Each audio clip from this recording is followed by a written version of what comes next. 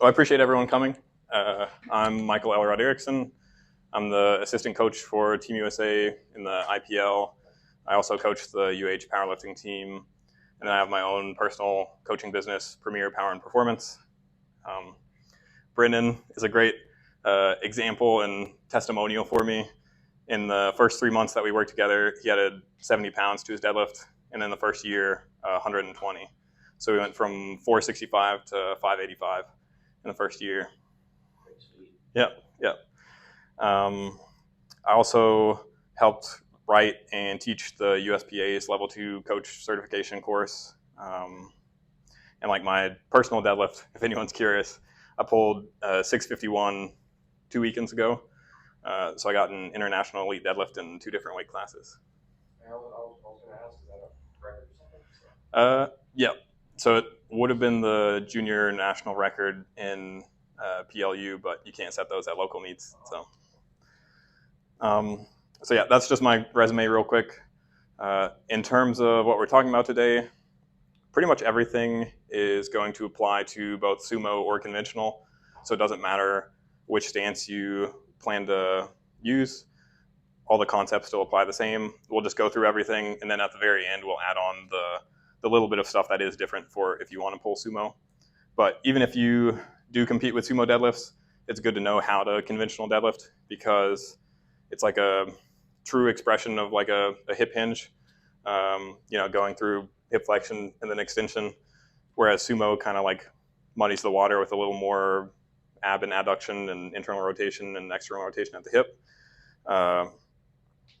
And like even if you do compete with sumo, you probably need to train some sort of conventional, whether that's like RDLs, conventional deadlifts, stiff legs, something like that, so that you can bring up the glutes and hamstrings and all those muscles. And then also, a lot of people like to act like they're a unique snowflake and like the rules don't apply to them or something like that. But the reality is there's pretty much like one gold standard in terms of technique, and everyone should be striving to move in that direction. There's just like very small individualizations in terms of like stance width or grip width or toe angle, that kind of stuff. But the vast majority of stuff is going to be pretty universal. So like everyone should be striving for these kind of things. So the first big concept is, I think it makes sense to start with like, where does the force come from in the deadlift? And that's going to be the muscles of the legs and hips. So you can kind of justify that, like what needs to happen in order to go from the starting position to the end position. You need the knees to extend, which is going to be your quads. And you need the hips to extend, which is going to be your glutes, your hamstrings, and to some degree your adductors. So even if you're a conventional deadlifter, you should probably train your adductors some. They're definitely more important in sumo and in squatting, because the deeper degree of hip flexion that you're in, the more involved the adductors are for hip extension. But they do still play a role even in conventional deadlift. So building on that, you'll notice I didn't say like the low back. It's because ideally the trunk is helping us like transfer force into the bar. It's not actually like lifting the bar, because our legs are much stronger. So a good example is, we all get annoyed whenever ESPN reposts like a football player who's quarter squatting like 600 pounds, and they're like, oh my God, he's so strong. It's because we all know that like if you actually squatted to depth, you couldn't use that much weight, because everyone's stronger when they just move through this kind of range of motion, because the joints are basically already stacked. The moment arm, the distance from the load to your joints is like pretty short. And like if you had to go all the way down to depth, it would be much harder. The same thing applies in the deadlift, whether people realize it or not. So like if you're struggling with your lockout and it's super slow and sticky, that shouldn't be the case, because your legs are like much stronger in this kind of position than down here. It's probably just a sign that you got rounded over earlier on in the lift, and you're having to just kind of uncurl your spine, which is not nearly as strong. So you finish pushing with the legs, there's not really anywhere to go, and then you just have to kind of like do this. So the best fix for that is just maintain a better torso position the whole time, so that you can like efficiently transfer the force, and you don't have to like uncurl at the top. Instead, you can just have a nice, easy, smooth lockout. So like a good way to think about it Would you be more concerned if someone was like coming at you with a baseball bat or a pool noodle? Probably the baseball bat, because it efficiently transfers the force. Whereas like it doesn't really matter how hard they swing. If it's the pool noodle, it's not really going to hurt. So we don't want our torso to be that pool noodle where we're just kind of like, we want to be like actually stiff and rigid, which means that we need to like brace well at the trunk, but then also use the muscles around our shoulders to like help stabilize that as well. So the legs are generating the power, the trunk and up is kind of helping us transfer that into the bar. And then the last big overarching concept is that there's no eccentric or like lowering of the bar in the deadlift like there is in squat and bench press. So in those two lifts, you can kind of afford to be like slightly out of position as you lower it down, because you can kind of like feel it out as you go, get into a good position, and then press back up. Whereas in the deadlift, there is none of that. You just have to like set up in the right position and then go from there. So the setup becomes increasingly more important in the deadlift. Plus, that's like our closest chance to have an eccentric where we like load into the muscle before you use it, is like how you get down to the bar. So if you just get down to the bar and then spend like 20 seconds down here before you actually like do anything and stand up with it, then you're just kind of letting that like dissipate, and it's turning into like a pause squat, which is much harder than a normal squat, as most of you would know. So you'd be better off like spending less time in the bottom. What's up? We got one more chair if you want, and I'll just get you to sign a waiver once I'm done talking before we start doing stuff. So in terms of like individual things that we're going to go through today, we're going to kind of go like bottom up, both because that works well in terms of like where's the force being generated and then transferred through, but also it just helps kind of organize things linearly. You know, we're not jumping around from like place to place. So the first thing is where you line up with the bar. Anyone got an idea for like where the bar should be relative to your body? Over your midfoot. Yeah, so that's a really good answer. And for the like vast majority of my career, I would have said like yes, 100%. But over time, I started to be like, well, every once in a while there's an exception, and like I couldn't really like pinpoint exactly what it was. It's just you look at someone and you're like, that didn't really work as well for them. They should scoot it forwards. But I finally got like a good rule of thumb from Jordan Hellier from Zero Weakness company over in the UK. It should be like directly below where you lock out. So for most people, that is going to be like right over the middle of their foot. But the exceptions would be people with like really big quads or like kind of short, stubby feet. Because if you think about it, if the bar was over the middle of their foot and they had to lock out like kind of out here because they had really thick legs or something like that, then the bar has to slope forwards, and we wouldn't really want the deadlift to kind of like have to do this. We want it to just go straight up and down. So in that kind of situation, like ever so slightly out in front of midfoot, where it's like directly beneath where they're going to lock out, would make sense. But for the vast majority of people, those two things are going to be like the exact same, both midfoot and like directly under where they're locking out. The few like big problems that we see there are people that roll the bar. Most of the time it's just like a bad habit because someone watched a strong man do it. So like they set up and they're like way back here and then they want to like roll the bar into position. The problem is that's like so much less repeatable than if you just like walk up to it and have it in the exact same spot every time. Because like what if you start pulling half a second earlier and the bar is like still further forwards than normal, or you dragged it in towards yourself more than normal?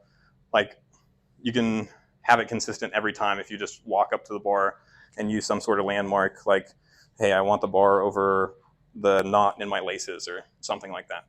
So I would encourage you to just like walk up to the bar as opposed to bring the bar to you.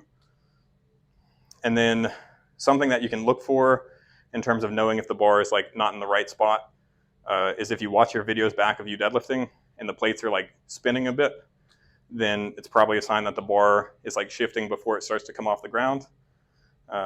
So like if this was a heavy deadlift and I started pulling with the bar kind of like out here, you might see that the plates start to like kind of roll like that before the bar like really starts to break off the ground. Or if you like set up way too close to it, sometimes you see it roll forwards as people's like shins hit it, or like before it breaks off the floor. So watching if the plates spin can be a good thing to look for. Do you have a question? I was wondering about the rolling of bar thing. Mm-hmm. I usually tend to see it with my other colleagues who are very obese. Yeah. I just want to ask, is it still applicable to those kind of things, or is it really not? Just in case if I were to. Sure. That's a good question. I will say, like, there are some people that may need to roll. Like, you know, Eddie Hall is probably the famous example of like someone that rolls the bar into them, and like for him it makes sense because he's this thick around. Yeah, he's got like a 70-inch waist. You know, if you have a 70-inch waist, then I'll give you a pass and you can roll the bar in. But like my preference for really thick around the midsection kind of people would probably be treat it kind of like a stiff leg deadlift. So if you can kind of just like tense up your legs and reach your butt back just enough to like get your hands on the bar and then kind of like wedge yourself into that position so that your stomach is like not too in the way, then that can work. Or I'm spacing on his name. I think it's J.P. Carroll. He's a really big guy. Canadian? Maybe. J.F. Carroll, that's his name. I'm after a power lifter. I don't know. No. There's one really big power lifter that does like a slightly different method. So like kind of gets in position. You can't like really get to the bar. So he goes like one side and then kind of gets the other side and then like wedges into position. I would probably still rather like some sort of setup that lets you like maneuver around your big belly and like get your hand set as opposed to rolling. But if that's the only option, then it can work. Because yeah, again, the big thing is just like we want it to be very repeatable, so it's the same every time. So the next thing we're going to cover is like foot pressure. This is something that applies like heavily in the squat too, but also in the deadlift. Where the pressure is in your feet is a reflection of like what's happening up above. So if you're super on your toes, then the rest of your body is like kind of shifted forwards. If you're really on your heels, the rest of your body is like kind of shifted back. But we want like good balanced foot pressure because that allows you to use all of your musculature much better. Because if you're kind of on your toes, you can still push with your quads okay, but you can't really use your glutes and hamstrings nearly as well. Whereas if you're kind of on your heels, it's really hard to like push with your quads. So we want your whole foot pressed like flat into the floor the entire time. And if you see the toes lifting up or something like that, then you're probably like missing out on some power that you could otherwise have. So the most common things there would be, if we go back to the big guy rolling the bar example, that one's a little more niche, but that's the one situation where you tend to see people kind of on their toes. It's like if they're really large and they're rolling it in towards themselves, then sometimes they start trying to pick it up when the bar is like still pretty forwards, and then they end up where their heels are like lifting off the ground some. But again, that's going to like really stress their low back, and they're not going to be able to like push nearly as well as they could. Much more common is people try and get like too far behind the bar as they wedge in. So they're like here, and then they like really lean back against it, and you see them like totally shift on their heels, but they're not going to be able to like push with their quads very well off the floor. And they're probably just going to immediately shift forwards so that they can. And that's whenever you see people go like from like really back to like just whoop, and then the rest of their deadlift has to look like that. Or people that try and like lean back at lockout. One of the reasons I hate whenever people like really over exaggerate the lockout is because as you're like in this kind of position and you start to try and do this, you're probably shifting all your weight onto your heels before your legs have actually like finished extending, and then your quads are like really disadvantageous position and can't like extend your legs very well. So You can stop looking at it. Ford used to be really bad about that. So I mean, there's other issues with like leaning back too, and we'll get to some of that. But that's one of the situations where you see like foot pressure become an issue. And then some of you might have heard of like trying to like root your feet or like grip the floor, twist out, that kind of stuff. I don't love those kind of approaches because I think they overemphasize like rotation in a movement that's just like pretty much straight up and down. Like a bench press is a great parallel. There's the cue to like try and bend the bar, but oftentimes you just see people like overdo that, and now they're like really tucked in, and they're in a bad position like this, where it turns into like a skull crusher if you look at it from the side, rather than being like stacked under the bar. I think that rooting can have the same sort of effect in like squats and deadlifts. So I don't love the like grab the floor and twist away kind of approach, because then you see people end up like here when we really are just trying to like press straight up and down against the weight. So I'd much rather people think just like push your whole foot flat into the floor and like try and push like that the whole time. And then the other thing to cover on foot pressure would be shoes. So I'm not super particular about footwear for lifters, but there's like two things that we're trying to avoid, which would be like really squishy shoes, because it's easy to kind of lose force or just not have good like feedback from the floor in terms of like where your foot pressure is. So like running shoes are probably not the best in that kind of regard, like really big padded kind of shoes. And then the other thing is range of motion.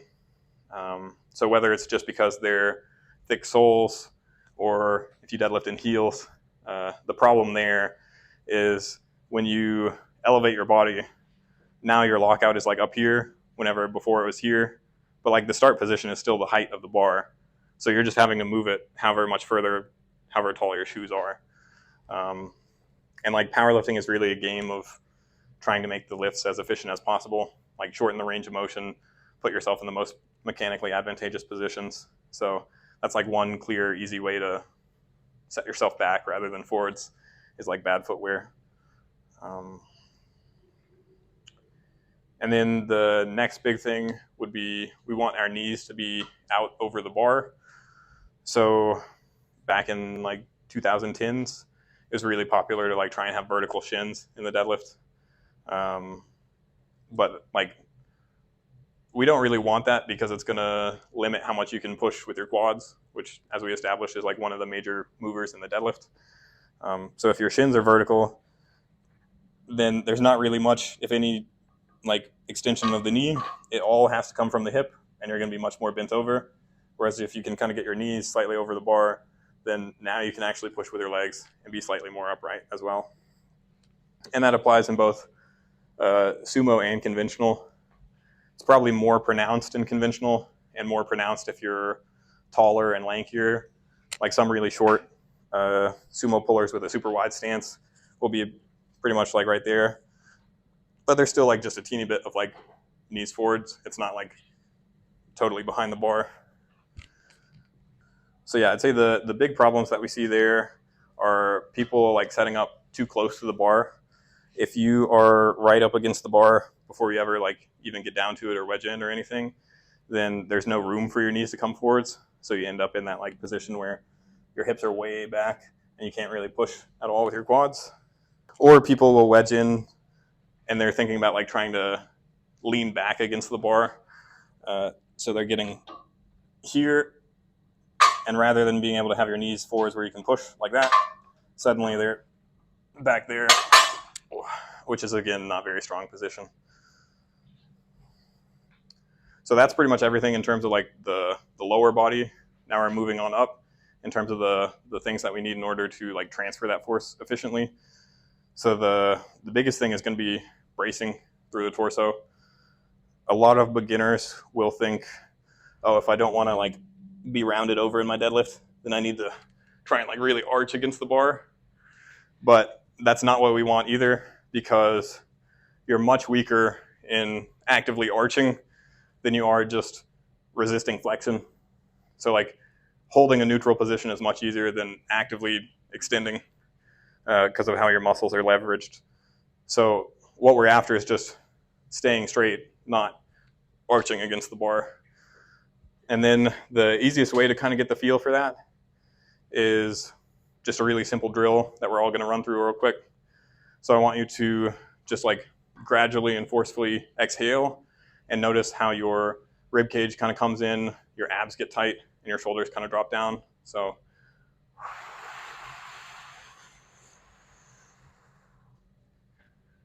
Like I'm at the doctor's office. all right. So now do the same thing, take a breath in, but whenever you exhale, try and keep a blocked airway so that no air actually comes out. You should feel like a lot of pressure kind of in your face, like it's about to like pop off. That's pretty much like the core aspect of bracing, where after, it's called the Valsalva maneuver. It creates like pressure within your abdomen by that like forced exhalation. But the benefit of like trying to actively exhale is you still get those like qualities of exhalation where it's the ribs are kind of coming down, you get the tension in the abs, and your shoulders are like slightly depressed. So that's the intent that you should have like during bracing. The other component of it is like position. So you can't brace very well if you're not like stacked, is what most people call it. We want the rib cage and the pelvis like in direct alignment like that. You don't want to be like here where the rib cage is like really flared up, but you also don't want like the pelvis like really dumped forwards. So you want these two in alignment, and then do your breathing and bracing and maintain that the whole way through. And cues like chest up or things like that can be kind of misguided in that it may separate that positioning for you. So what they're really after is maintaining that neutral position and then just getting your whole torso to like leverage up. But if you don't understand that, then it's very easy to just end up doing this, which again, you're not going to be nearly as strong doing this as just staying here and resisting flexion that way. And then the other thing to cover with bracing is going to be like your belt. I'm just going to grab mine real quick to demo. So the biggest thing in terms of belts is most people just wear theirs way too tight. So they're trying to use their belt as like a crutch rather than a tool. So they're just like really cinching it in where they're kind of like spilling out over the top, and they can't even breathe.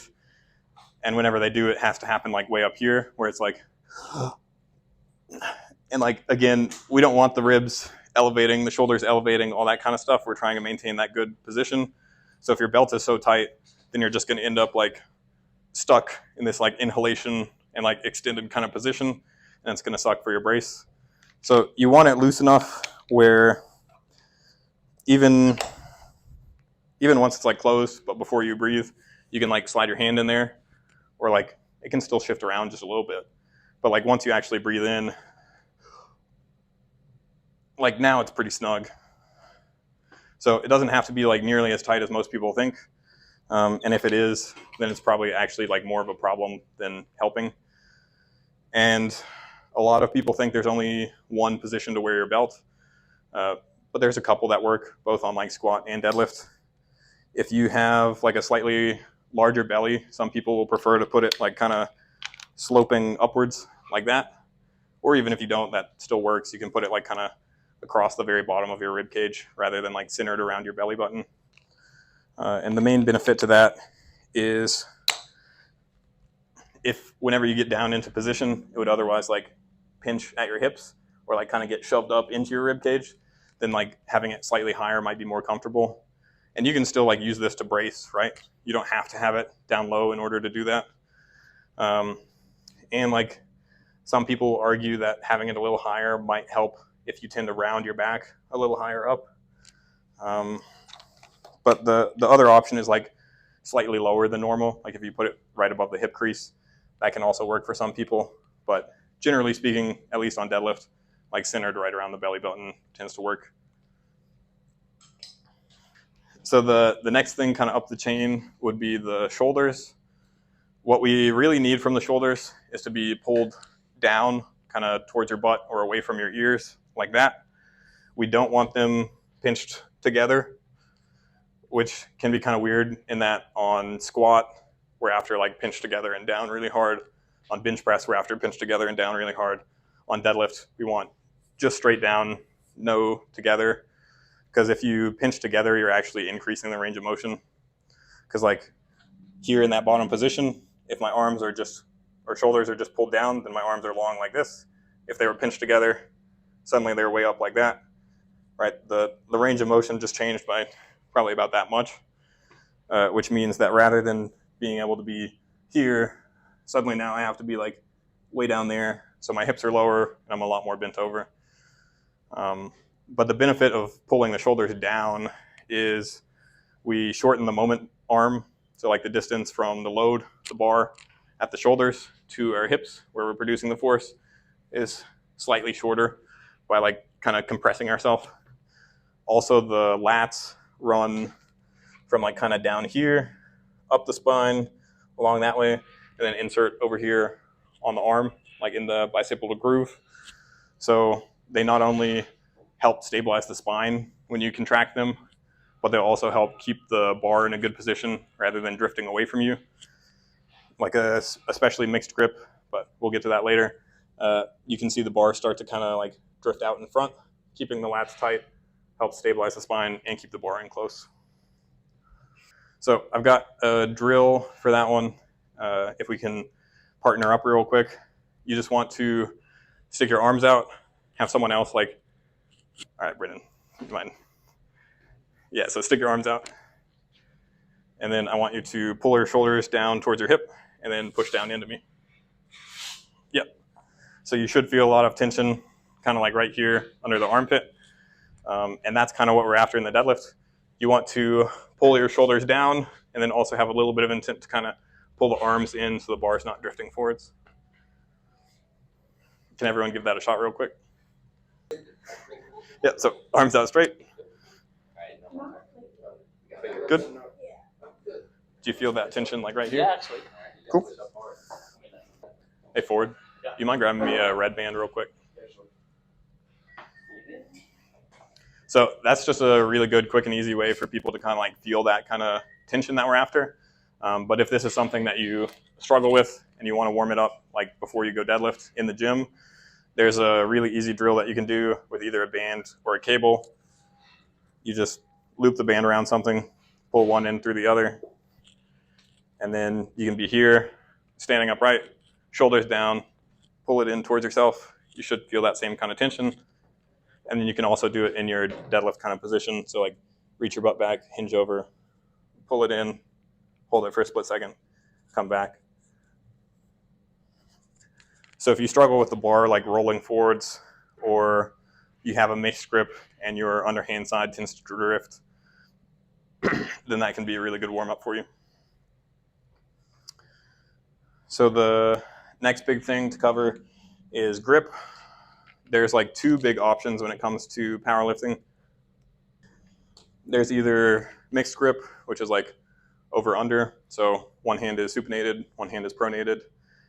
Or you can go hook grip, which is double overhand, but you tuck your thumbs like underneath the bar like that, and then the fingers go over the top. The reason just like regular double overhand doesn't work very well is the bar tries to roll. It's like trying to spin this way and open up your hands. So eventually, like double overhand grip is going to limit how heavy you can deadlift.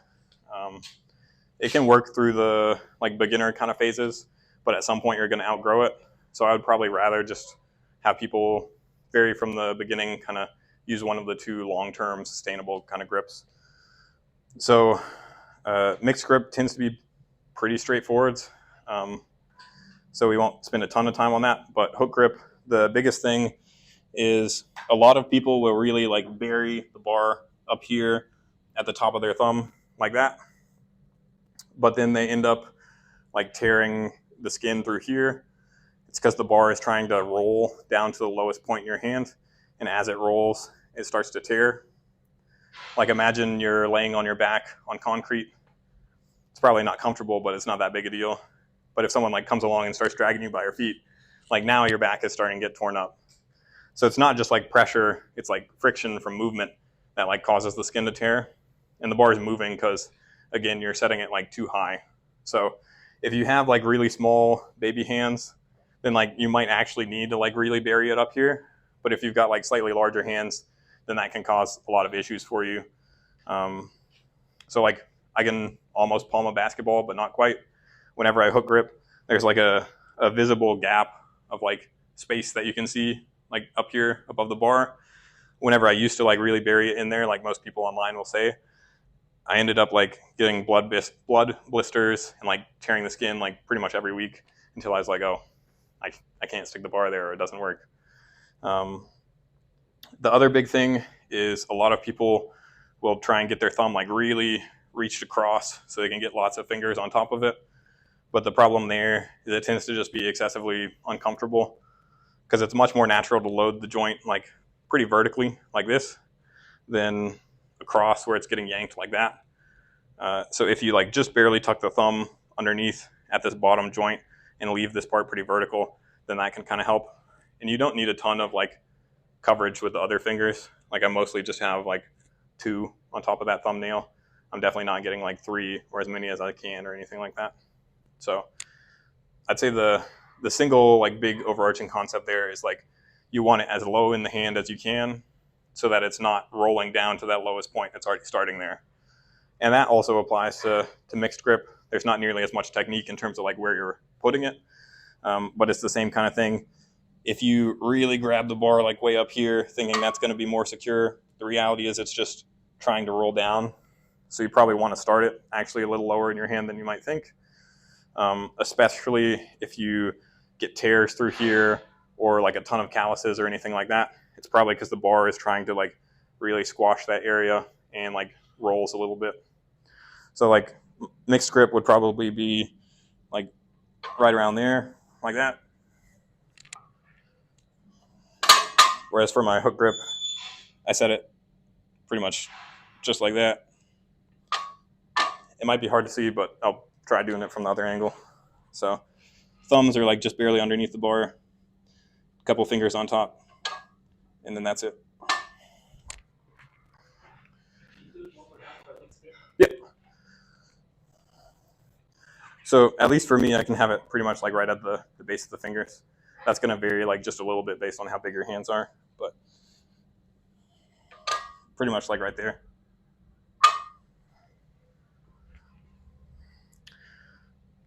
So hook grip is probably more technical, but there's definitely problems that you see in mixed grip that you don't with hook grip. The biggest one being like bicep tears. So if your arm is partially bent like this, or you like really yank on the bar and your arm bends, then suddenly that's a lot of load through the bicep, especially if you lack in supination, so being able to turn your palm up, and external rotation at the shoulder.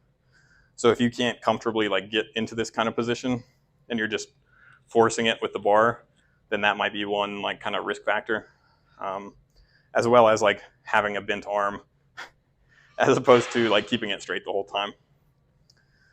And then the other thing that we see with mixed grip that we don't with hook grip is like windmilling, which we've mentioned a couple times, but that's just the bar starts to rotate like this.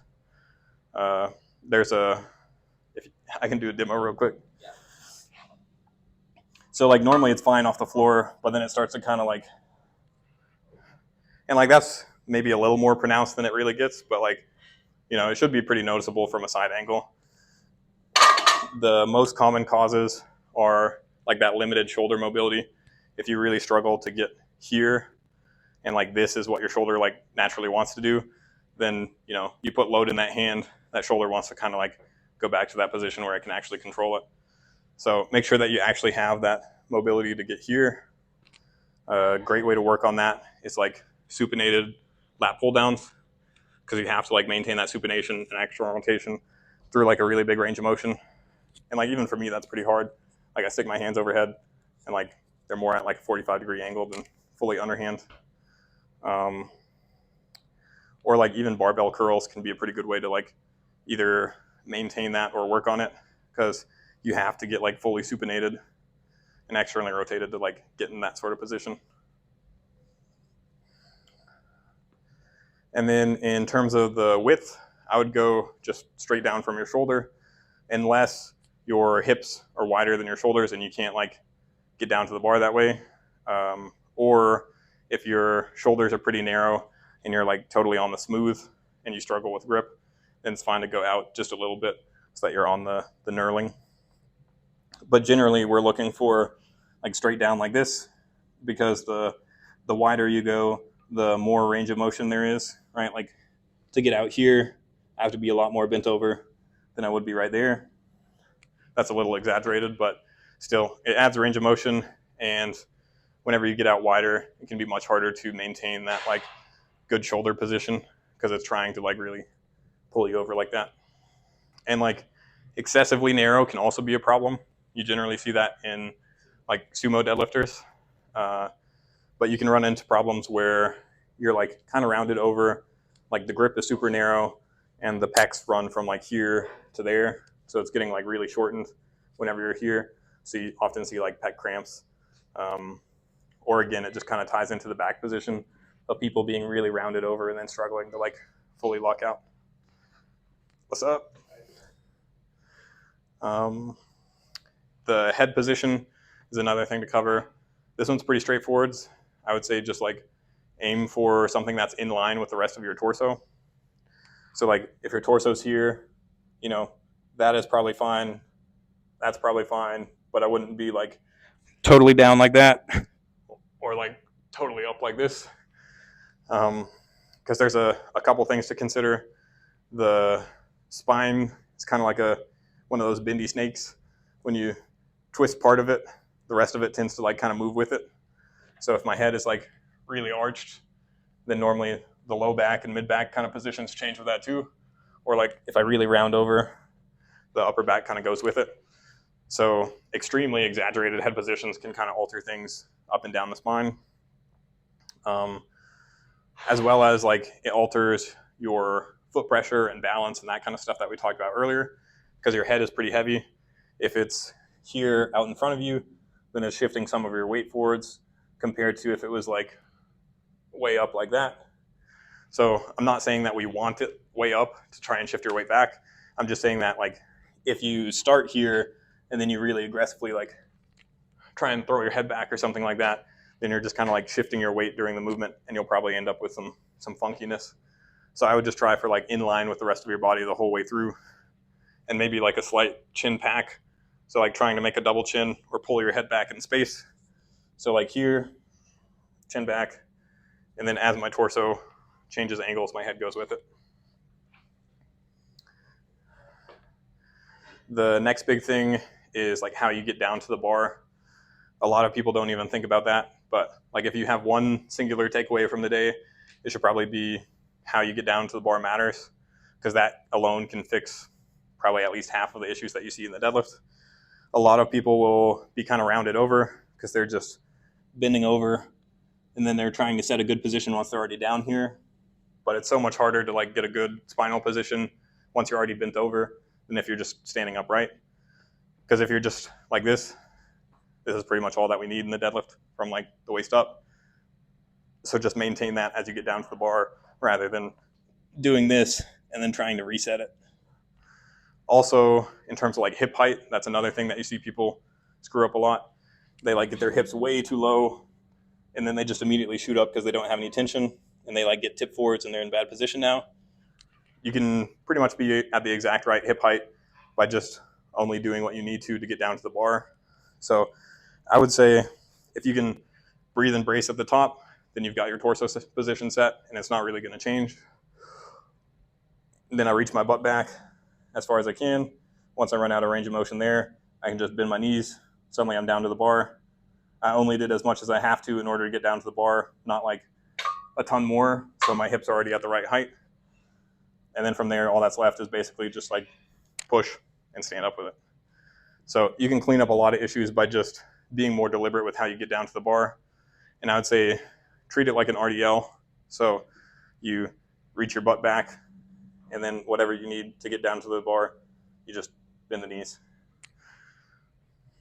A lot of people have never actually like done a good hip hinge in their life. So I've got a drill that can help with that I want you all to try. You just stand about a foot's distance from the wall, feet kind of like shoulder width, and then you can cross your arms if you want because that gives you feedback if you're kind of rounding over. So you are encouraged to like stay neutral, and then just keep soft knees and reach your butt back to the wall behind you. I was probably a little far away because you'll notice I was like shifting onto my heels. Like we talked about earlier, we want full foot pressure. So soft knees, reach the butt back, tap, stand back up. So that can teach you to like actually hinge at your hips pretty well. And then whenever you go to deadlift, all you got to do, hinge at the hips, bend your knees, push into the floor.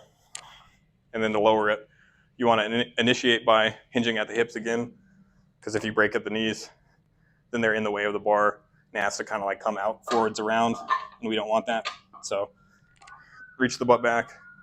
Then once it's at the knees, you can bend the knees and you're in a good position to go again from there.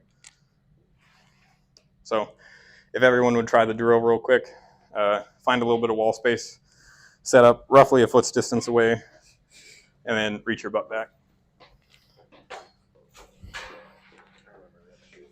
So the other thing, like we talked about earlier, there's no like eccentric or lowering down with the bar before you pick it up. How you get down to the bar is like the closest thing that we have. So if you want to take advantage of that like slight stretch shortening cycle, this is like our best chance. So breathing at the top is another great way to help with that, because you just don't have to spend as much time in the bottom. So you can just set your hands and stand up with it, as opposed to like spending forever in the bottom. Like oftentimes at meets, it'll look like someone's like searching for God in the bottom, because it's like 30 seconds before they actually stand up. They're like, where is he? Will he help me, please? And it's like, if you haven't found him already, you're not going to find him before your deadlift. So just stand up with it. Because again, you're just like letting all of that like stretch shortening cycle dissipate, and you're essentially doing a pause squat rather than a regular one. The very last thing to cover is just wedging in, or like pulling slack. Those are two terms that you'll probably hear pretty often in powerlifting. Pulling the slack is just referring to like you want all the tension already in the bar before you're trying to pick it up. Especially with a deadlift bar like this. If you're using a power bar, it's not quite as big a deal, but you'll hear the plates kind of make contact. So we already want the plates like touching the bar, but we also want the whip pulled out of the bar, like especially deadlift bars, they bend a bit. So we want that bend already like starting to pull out of the bar before you really start like trying to push. Because if you just like slam into it, like, then you're probably going to see the bar like really like vibrate and kind of pull you back down, or it's just going to like kill all your momentum before you even start. So we need like a slightly more gradual start to your deadlift. So the biggest thing there is you can just push into the floor before you like start really getting into position. Like a lot of people will be totally relaxed. They go to wedge in, there's no tension, and then they start pushing. You can just push into the floor before you even start. Then you wedge in, there's already tension, and you're in a good position. And then from there, you just push. And the wedging in is just referring to trying to get slightly more advantageous position. So you're trying to get your hips in towards the bar and your torso slightly more vertical. So it's essentially going like this right before you really start pushing. All right, so one last thing on the wedging in. We kind of mentioned it earlier, but one of the biggest problems that we see is people like over wedging in, or like they think that they need to like leverage their body back against the bar. So they end up like here. But that position's never going to really work, because imagine you've got something tied to a string and you're trying to like pick it up. If the object's over here and the string is over here, the object's never going to just like magically leave the ground. It's just going to like start shifting until it's underneath, and then it's going to lift up. Our arms are just like that string. Unless the bar is so light that you can front raise it, then they're just going to be vertical at all times. So if you are too far behind the bar and you're here, you're just going to shift until you're directly over the bar, and then it's going to start moving. And generally that causes problems, because you're going to get pulled forwards too much, not just till you're over the bar. You'll go whoop, and then you're in a really bad position. So the changes for sumo compared to conventional, it's just going to be your stance width and toe angle. So you want to be wide enough that in that bottom position, your shins are roughly straight up and down. If you're in like this, like a froggy stance, generally you kind of have the worst of both worlds. It's like you don't get the advantages of sumo and you don't get the advantages of conventional. It's just like the crummy parts of both. So I'd recommend being wide enough that the shins are pretty much vertical. And like some people can get away with being even wider where there's like a negative sloping angle, but generally like straight up and down is probably going to be better, at least if you're fairly new to sumo. And the toe angle, I would recommend like right around 45 degrees, like plus or minus 5. Because if they're too straight, then your knees really come forwards and they get in the way of the bar. But if you're too angled out, then your base of support front to back is getting much shorter, right? Like this is how much space you've got to balance. If you keep turning out, now it's this much. So like the weight has to be over the middle of that much space, and now you're like walking on a tightrope. So you see a lot more people like kind of falling forwards or falling backwards at the top when they're like really turned out.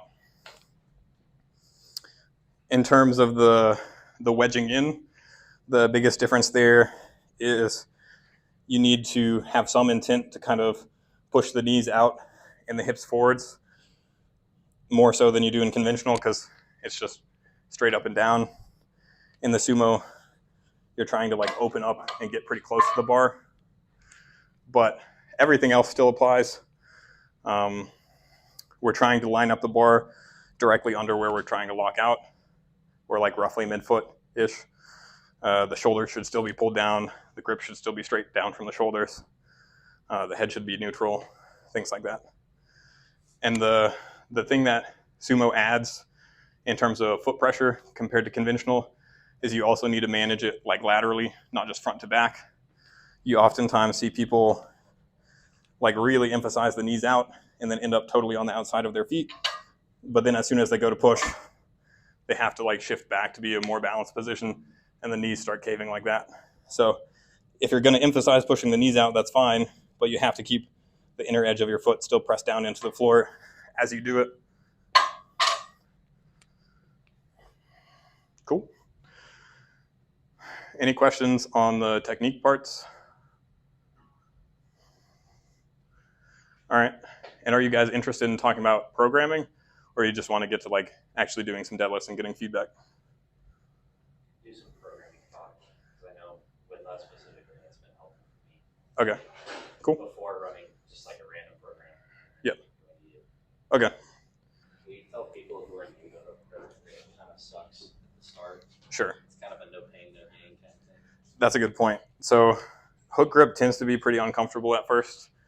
I would say like most people tend to have a kind of 2 to 3 week acclimation period where it stops hurting as much after that. Especially if you're doing it right. If you're doing it poorly, then it might like continue hurting a lot. But to some extent, you also just get used to it. Like there's nothing about lifting heavy weights that's really comfortable. You just kind of like stop caring as much. So hook grip is also like that. And I'd say like a really underrated thing in terms of like grip, whether it's mixed grip or hook grip or anything, is like use your actual competition grip for high rep sets of, regular deadlifts, controlled eccentric or RDLs, because if the bar is in the right spot, it should be pretty stationary and like secure the whole time. Whereas if you set the bar too high, for example, then over that course of like 8, 10, 12 reps, the bar is going to like be trying to roll on you. And you're going to be like, oh my God, I like can hardly hold on to it. So if grip is part skill and part strength, both of those are things that get better with practice, not avoiding them. So it makes sense to like actually use your competition grip when you're doing high rep sets of deadlifts rather than just throwing on straps. And like every once in a while, there might be a place for using straps. But generally speaking, I'll bully my lifters into like doing everything without straps unless they have like a torn spot on their hand and they're literally like bleeding and like can't hold on to it or something. Like Brennan can attest to that. We're running 3x10s right now. Yeah. Yeah, with no straps. But the big thing there is like, if grip is going to limit your deadlift in a meet, it might as well limit your deadlift in the gym so that you're at least aware of it and like working on it, rather than you always use straps in the gym and then you show up to the meet and you're like, oh, I can't hold on to anything and I just bombed out. And it's like, well, I wonder why. Like I saw a guy bomb out at a local meet after squatting like 700 pounds because he used straps on all of his warm-ups on deadlift. And then he goes out there on his opener and it's like, whoop. And he's like, oh, damn. And then on his second, his hand tears. I'm like, oh, who would have thought? If you always use straps on your deadlift, then you have to hold on to it without, then you're kind of unprepared. And like, even on the topic of hand tears, it's like, I would rather have that happen in the gym and learn from it and like fix my positioning than have it happen like on the platform. And then suddenly I have to like try and get my next attempt, even though I've got like a big gaping hole in my hand and it hurts every time I hold the bar and that kind of stuff. So yeah, just try not to use straps. Don't get too dependent on them. And like, not to get on too much of a tangent, but sometimes on Instagram, you'll see people using the like figure 8 straps where they like just wrap around the wrist. And then they like just barely have the bar down here in the fingertips. So it's like the straps are basically holding onto it and they're just like touching the bar. That's just like shortening the range of motion by a couple inches so that they can like use a little bit more weight. That's kind of cheating. But there's a reason why you see people that do that go to a meet and then suddenly underperform by like 100 pounds, because like actually holding onto the bar requires practice. On the topic of programming, I'd say one of the most helpful concepts is a lot of people will look at lifts and where they're breaking down and try and pick out like a weak point. They'll be like, oh, my low back is rounding, so my low back must be weak. I'd say a really helpful layer to add to that I got from Seth Albersworth is, does the lift like get better or worse after that thing happens? So your low back might not be rounding because it's weak. Your low back might be rounding because you're trying to get your hips in a more advantageous position and your low back is strong enough to like make up for it. So it's like, once something happens, does the lift stop and suck and get really ugly and like fail? Or does it suddenly start moving and like now you finish it? So the low back rounding is a great example. It's like, if your low back rounds and then suddenly you can't move the bar, then yeah, your low back might actually be weak. But if your low back rounds and then suddenly it flies up, maybe it's because your glutes, hamstrings, all that kind of stuff is weak. And rounding your low back means that there's a shorter distance from those things to the bar. They don't have to do quite as much work, and your low back can like kind of compensate and like help do some of that work. So if you're looking at your videos and like trying to figure out like what should I be working on, that can be a helpful kind of layer to add to that thought process. And then my 4 favorite like deadlift movements or accessories or variations, probably RDLs, because they help really work on the like hinge mechanics. Can you reach your butt back and like keep soft knees and maintain a good brace? Even if you pull sumo, that's still super important. And it helps bring up your posterior chain, which most sumo pullers are failing because of those muscles, not like anything else. You know, they're getting rounded over, and that can help build those things up and not have that happen. I also like density deadlifts. It's essentially like a high number of sets with low reps in a short amount of time. So like, pretty much like an EMOM is a good way to do it, which would be like every minute on the minute. So we're talking somewhere in the range of like 5 to 10 sets of probably 1 to 3 reps with 30 to 60 second rest times. Because the big benefit there is you're getting a lot of like first reps where you have to like do the setup and pull it from a dead stop, rather than if you were doing like the inverse where it's 3 sets of 10, there's only 3 times that you're setting up and 3 reps that you're doing from a dead start like you would normally have to do in competition, as opposed to 10. So you're essentially like inverting the sets and the reps compared to what you would normally do. So that's a great one if you just need practice with the general skill of the lift, the setup, all of that. And then if you struggle with positioning like off of the floor or the wedging in, or your hip height being wrong, then there's two great variations for that. It would be like controlled eccentrics. So after you pick the bar up for the first rep, you are like very slow and deliberate with lowering it back down. So like this.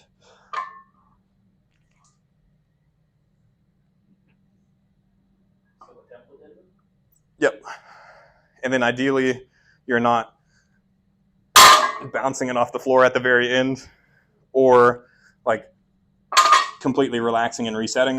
You're just going straight from one rep into the next like this. So lower it down, lightly touch, and press to stand back up. Because that will teach you the feeling of like what it's like to be tight in that starting position and where your proper hip height is in order to just go straight into that next rep, rather than whenever you're doing it from a dead start, sometimes you can accidentally be too low or not have enough tension. So that's a good one to learn that. So what variation of a equidental are we doing? Like 0, 1, 3 or? So I don't care too much about the like exact timing like I would on like a squat or bench press. It's mostly about like just a high level of control all the way back down and then like straight into the next rep. So like probably like 3 or 4 count on the way down. And then I don't care about the concentric speed. Just one last feedback from my coach is I was too over-exaggerating with my tempo. Gotcha. Which like 4 or 5. Gotcha. Yeah, so 3 to 4 is the best number for it. Probably something like that. But it's also like context dependent. It's like what are they prescribing the tempo to like work on? It's supposed to be my muscle conditioning. It's supposed to be my last week right now. Gotcha. Gotcha. I don't know. I would use a 3 or 4 count if you're like trying to learn to like have good tension at the start and like proper hip height. But you can also do a tempo on the concentric, like especially in sumo. If people are struggling with their knees like immediately caving in or like getting out of position or something, then you can go like 3 count to the knee. So it's like 1, 2, 3, and then lock out normal. But that's not one that I prescribe like quite as often. But one of the big staples for like almost everyone is like a pause deadlift. And I like the pause being like just after breaking off the floor, not like at the knees. Because most people are losing position early on in the lift. So you might as well pause early on in the lift rather than later. But it also teaches you to be really tight and maintain position off the floor. Because if you're not pulling slack and you just kind of yank on it and then you have to pause, then you have to press again, it's going to suck. If you're kind of relaxed and then suddenly you have to pause, you're going to be like all over the place. And like if you're immediately losing position and then you have to pause and hold it, you're going to be like, wow, this sucks. So you're going to pretty quickly learn to like keep perfect positioning, get really tight, and then it also translates to the skill of wedging in, because you're essentially like wedging in, push, pause, and then push again. So you're essentially getting like double the practice in terms of like initiating the lift. Did you have another question? Yeah, about Yep. pause deadlift now. I can get away with just pausing a split second, or is it 1 solid second? I would say it should be enough of a pause that like people can watch it and tell that it's meant to be paused. If it's just like, then that's probably a little too quick. If it's like, then that's probably a little longer than we really need. So like kind of right in that sweet spot of like 1 to 2 count, where it's kind of like, so like long enough that it stops moving and then starts moving again. Those are like the favorite variations and like when I would program them. In terms of like more advanced lifters, so probably males pulling around like 3 times the body weight, or like 550 plus, or like females pulling maybe double body weight, 2.5, something like that, or like 420 plus, something like that. Then you might look to deadlift heavy less often, So you can alternate weeks is a great strategy. It's like 1 week heavy and then 1 week lighter. So the heavy weeks might be like a triple the first time at RPE 8, the next time at 9, the next time at 10, and then move to doubles at 8, 9, 10, singles at 8, 9, 10. But in between those weeks, you have 6 to 8 doubles at like 60 to 65% of what you hit the week before with like short rest times. So even if you're pulling 600 on your heavy weeks, that's probably 360 to 385-ish on that light week. So it's less heavy. You're able to recover. You're still able to like push hard enough on the other weeks, but you're still like maintaining the skill in between with those like high number of sets.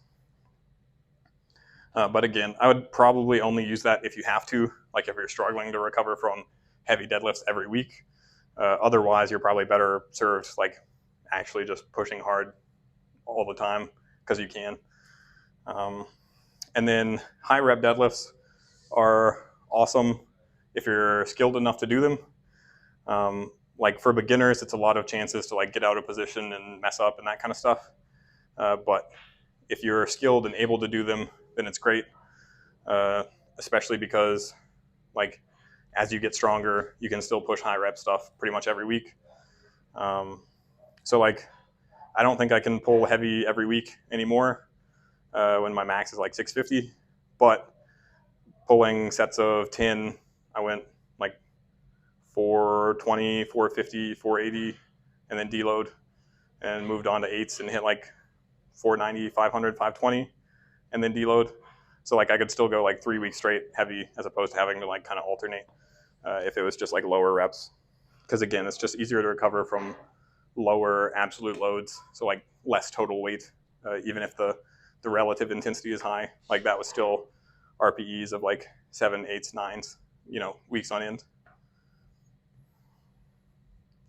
Any like specific questions on the topic of programming? Deadlift frequency. Sure. So for beginners, I would probably lean more towards like twice per week. As you get more advanced, you can kind of taper that down. But even still, like I oftentimes like to essentially have like the heavy work on one day and the like lighter, higher volume stuff on another. So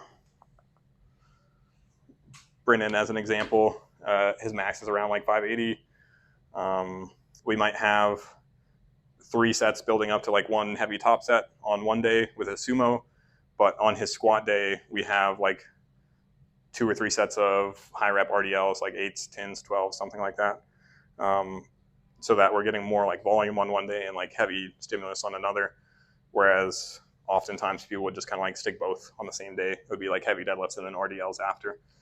So you can kind of split it up and get higher frequency for more skill practice with the same like total quantity of work. And like higher frequencies are good for beginners because it's just more chances to learn. But it doesn't necessarily have to be the competition lift both times. I would probably do the actual competition lift one day and then a variation that works on what you need the other. So like the pause deadlifts, the controlled eccentric, the high sets, low reps, lightweight kind of thing. You can do like both of those on the 2 days of the week. I have a question. Yep. With different variations of deadlifts, I just want to hear your opinion about it. Like Sure. Reverse hypers, what do you feel about that? Okay. Reverse hyper specifically? Reverse hypers, or maybe a 2-inch block. Some other people who are doing some not usual deadlift stuff. Mm-hmm. So reverse hypers I don't personally love just because there's so much like swinging to it. It's easy to just like not really control it much. So it's momentum based. Yeah. Also, I don't know it's the best kind of situation in terms of like putting on muscle mass, which for the vast majority of people is like going to be the limiting factor in their strength. Because like strength essentially boils down to just like 2 factors. It's like how much muscle tissue do you have, and then how well can you recruit and like utilize all of that all at once, both from a neurological perspective, like does your nervous system contract 80% of those fibers or 90% of those fibers, but also like how efficient is your technique. So we can essentially get that kind of portion just by training heavy weights and getting stronger. But we also need something that's going to like help us get jacked so that we can keep raising that ceiling for like how strong can we be, rather than just working to get more efficient. We can like raise the actual ceiling for how strong we could be by putting on more tissue.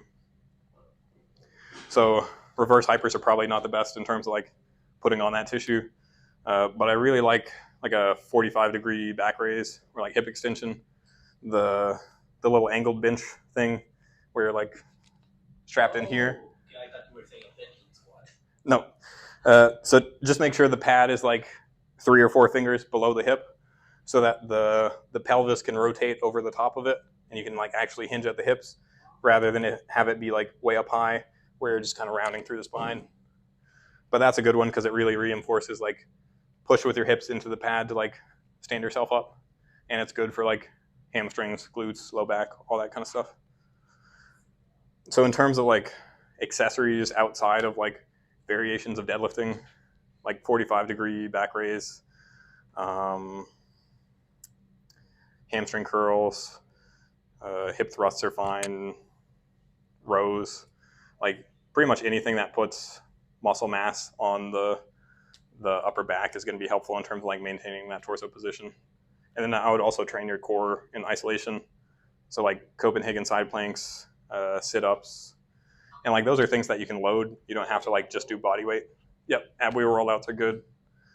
But like I'd like lifters to get to the point where they're doing like heavy GHR sit-ups. So it's like you're on the glute ham raise where your butt is essentially like supported, but your upper body's not. So you can go into like extra range of motion compared to if you were just doing sit-ups on the floor. And then you can also like hold a weight up here. So ideally you're strong enough that you can like do like heavy crunches with extra range of motion. And then that gives you the like general core strength in order to support like being able to brace under heavy loads. What about rack pulls or maybe a 2-inch block on each side of the bar? Gotcha. And he doesn't want those kind of stuff. I just want to hear more of your perspective as also a coach. Gotcha. There's definitely like something to add in terms of the like block pulls versus rack pulls kind of thing. Like most people think of those as like interchangeable. You're just like reducing the range of motion for the bar. But there is a big difference in that with rack pulls, the bar is like supported right here, whereas with block pulls, it's supported out here on the plates. So you still have to pull slack on a block pull. On a rack pull, there's not any slack because the plates aren't supported and it's already like bent. Does that make sense? Yeah, so I would definitely prefer block pulls over rack pulls in that you still have to like pull the slack out of the bar. That too. Because like the bar hits the rack, but the plates don't. So the plates like keep going and it will like gradually bend your bar. Do you have any thoughts on the differences or benefits between pivot weeks versus deload weeks? Sure. I pretty much always lean towards like deload weeks as opposed to pivots. Like for anyone that doesn't know, like a pivot week is a term popularized mostly by like Mike Teixeira with reactive training systems. It's essentially like the idea that rather than doing what you normally do but lighter, do a bunch of random stuff that you don't normally do because it's not going to be that heavy anyways. So it's like a chance to recover, but you're also like exposing yourself to something slightly different. I don't prefer that in that I think it makes more sense if you're trying to like really recover to do what you normally do rather than something that's like super novel in terms of like stressors and stimulus. Because if you do like a brand new exercise, even if you're not pushing it that hard, it's still stressful in its own right in that it's not something that you're like accustomed to doing. So I tend to set up like 3 or 4 weeks of training depending on the person, and then 1 light week at the end of that doing the exact same stuff that they just did. So like same exercises, same rep ranges, just dropping the intensity rather than like pivot weeks. Or some people will put the deload like at the start of the next block. I don't think that makes sense either for the same kind of reason, because then you're like doing new stressors at a lower intensity rather than the same ones at a lower intensity. And like the light week is like what we're talking about with the deload. It's just something less stressful so that you can kind of recover and be fresh for the next block again. And I guess on the topic of deloads, I think a lot of people overdo it. So they go into the gym, they do like 50%, something like that. and then they might like go really easy on all their accessories as well. I would generally go like same rep range that you have been training on the main lift, but like RPE of like 5, or if you use like reps in reserve, that would be like 5 reps in reserve, as opposed to the main weeks of the block where we're doing like 7, 8, 9, or like 8, 9, 10, something like that. So yeah, I don't think you have to back off to like 50%, because like RPE 5 of whatever rep range you're probably doing is probably more like 70 to 80%, something like that. But compared to like 90 or 95% or whatever, if we're talking singles, like that's already a big drop. And then I think you can train like most accessories pretty hard, like even on a deload week. The only ones where I really deload is if it's like a stressful compound, so like RDLs, a close grip bench press, maybe dumbbell press, but normally not even that. But things like leg curls, calf raises, sit-ups, all that, I would just like train hard pretty much all year, because it's not like meaningfully contributing to the type of fatigue that's like we're trying to like cut back on, like heavy deadlifts, squats, and bench press are.